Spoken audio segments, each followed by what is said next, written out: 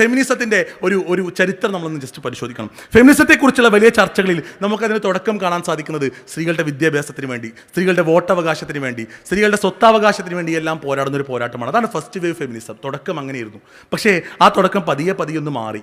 പിന്നീട് എന്ത് പറഞ്ഞറിയോ, സെക്കൻഡ് വേവിലേക്ക് എത്തിയപ്പോഴേക്കും ഈ സ്ത്രീ എന്ന് പറയുന്നത് നമുക്ക് ഡിഫൈൻ ചെയ്യാൻ പറ്റില്ല. അതുകൊണ്ട് ജനിക്കുമ്പോൾ പുരുഷനായാലും ജീവിച്ചിരിക്കുമ്പോൾ അയാൾക്ക് സ്ത്രീയാണെന്ന് തോന്നുകയാണെങ്കിൽ gender is A social construct എന്ന് വാദിച്ചു.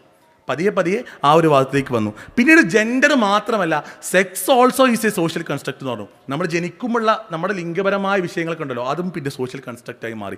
പിന്നീട് അവസാനം ഇന്ന് നമ്മൾ കാണുന്ന ഈ ഫെമിനിസത്തിൻ്റെ 4ാം വേവ് എന്ന് പറയുന്ന ഈ നിയോ ഫെമിനിസം, അവർ പറഞ്ഞു വെച്ചെന്താണെന്നറിയോ, ഇനി ജെൻഡറുകൾ എന്ന് പറയുന്നത് ആദ്യം പറഞ്ഞു 2 LGBTQIA+ ആണെന്ന് പറഞ്ഞു. ആ പ്ലസ്സിൽ പിന്നെ ആദ്യം 22 പിന്നെ 72 ഇപ്പം 300 ഏറ്റവും അവസാനം പറഞ്ഞത് അത് ജെൻഡർ ഫ്ലൂയിഡിറ്റി ആണെന്നാണ്. അതിങ്ങനെ അവസാനിക്കാതെ അറ്റമില്ലാതെ കിടക്കും. അതുകൊണ്ട് എന്താണെന്നറിയോ, ഒരാൾക്ക് ജെൻഡർ തീരുമാനിക്കുമ്പോൾ അയാൾക്കൊരു നായായിട്ടാണ് തോന്നുന്നെങ്കിൽ നായായിട്ട് അംഗീകരിക്കണം, അല്ല അയാൾക്കൊരു മത്സ്യമായിട്ടാണ് തോന്നുന്നെങ്കിൽ മത്സ്യമായിട്ട് അംഗീകരിക്കണം, ഞാൻ അയാൾക്കൊരു പൂച്ചക്കുട്ടിയായിട്ടാണ് പൂച്ചക്കുട്ടിയെ അംഗീകരിക്കണം. ഇനി 10-70 വയസ്സുള്ള ആൾക്ക് 5 വയസ്സായിട്ട് തോന്നുമെങ്കിൽ 5 വയസ്സുള്ള ബാലനായിട്ട് അംഗീകരിക്കണം. ഏതൊരു വിഷയത്തിലും വളരെ രസകരമായ കുറേ ജെൻഡർ വാദങ്ങളുമായിട്ട് ഇവിടെ ഫെമിനിസം വന്നു.